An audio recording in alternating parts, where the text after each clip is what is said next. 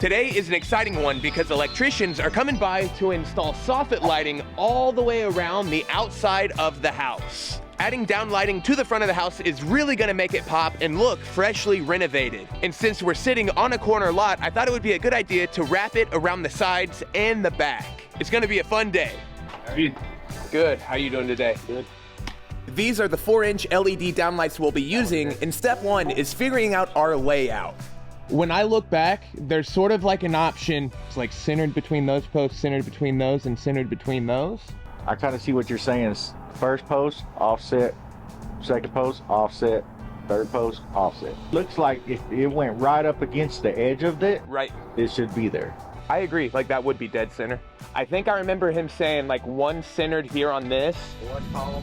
and then one centered on this. Yeah. That's typically what we do. And then here we'll go center, center, center. And on this back wall, we'll center right here, go center, skip the door, center, and center again.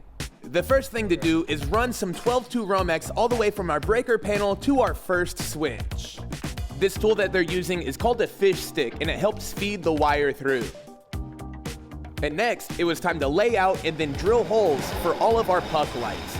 Now the main goal was just having it centered on the soffit. The goal around the whole house was to have things look even and symmetrical, referencing the primary thing on each wall. So for instance, here on the garage door, we referenced it. And once the holes were drilled, it was then time to feed wire between each light. And the most important thing you're not seeing is the third person up in the attic feeding the wire between these two guys. And now it is time for install. The first thing was just to strip the ends of the wires so that they could go into the push connectors. And it is super straightforward. You want the black and black in the same connector, the white and white in another, and the grounds connected as well.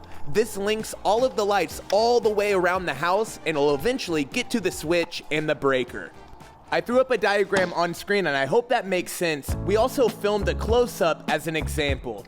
After the ends of the wires are prepared and fed into the J-box, all you have to do is push the ends of the wire into the connector and just match black, white, and ground together. This box just sits into the eave of the house, so you don't have to screw it down or anything. Finally, you just need to attach your LED and select the color temperature you want to use. And FYI, these are the 6-inch porch lights we're using. Around the rest of the house, we're doing 4-inch LEDs. Wrapping the lights 360 around the house I think is important since we're sitting on a corner lot, and feeding the wires through the corner of the eave was actually pretty simple, just a 2-man job. The thing that makes this so awesome and doable are these push-to-connect LED outdoor-rated puck lights. Outdoor downlighting used to be way more complicated than it is now, and after seeing this done, I totally think I could take this on with a couple of friends and complete a small house in a day or a weekend. And even though I think this is DIY-able, if you're not comfortable with electricity, don't do this. That's why I hired the pros, and I recommend that you do the same if you're not comfortable taking this task on. Don't risk it with electricity. One cool thing about seeing this process was how they work in tandem and as a team together. We've got one person drilling holes while the next person is feeding wire between them, and finally the third man is wiring and cleaning everything up as they go. On the next side of the house, we had to put the lights a little bit towards the outside of the eave because there were vents in the soffit dead center where we wanted to put the lights originally. And as those were getting wired up, I followed my man around as he was drilling the rest of the holes for the front of the house. Illuminating all of this is going to be great, but the nice part is it's not shining directly in any windows. The only trouble light that we had was this one right here, where we had a ceiling joist dead center on our porch. That's perfect. Just get out that one little nail spot. Yeah, I can handle all that. Y'all keep doing your thing. While I went hunting a multi-tool with a really tiny blade, the guys were feeding wire back and forth between all of the rest of the lights, and I grabbed my little trim tool to get rid of this little bit of material, keeping the light from being able to sit flush. At first, I thought I only needed to do this little bit of trim, but I ultimately needed to remove just a little bit of the ceiling joist material for the thickness of the wafer light. Oh man, it works. Good.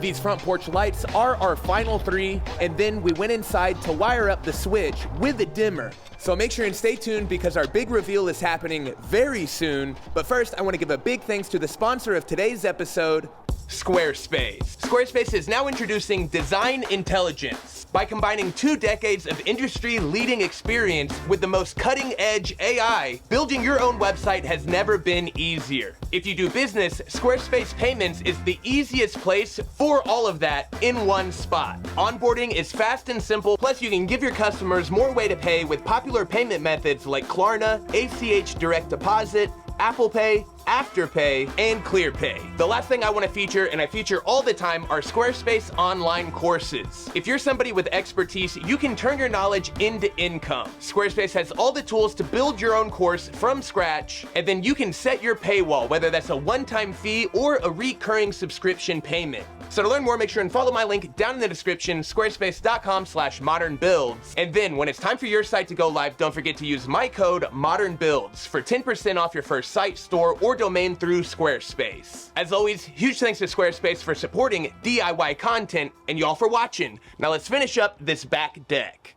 Welcome back, everybody. We were losing light, but there was just enough time to get all of this wired up to a new breaker. We ended up needing to run a new piece of conduit because there just wasn't enough room in the transfer box. But the light did come on. Let's go! All right, 3, 2, 1. Oh my gosh. That does look so sick. Wow. Brother, that's awesome. It's all the way around. Yeah, what do you think? I think it looks fantastic.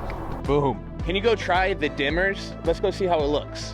If these are on dimmers, let's go. Dun dun dun dun dun dun dun. Awesome. It's not the most perfect shot in the world, but you gotta check out the 360 of the full house. It is now lit up. It feels kind of brand new, not like a 1950s house. That's such a huge difference. I am so happy we decided to do this. One more thanks to Wilkerson Electric. They do great work. Give them a holler if you're around Oklahoma City. In total, we've got 18 lights, and I invested $1,800. And I easily think I have doubled that investment. As always, make sure and like, comment, and subscribe, and we'll see you next time on Mike's First Flip /Modern Builds. Bye, everybody.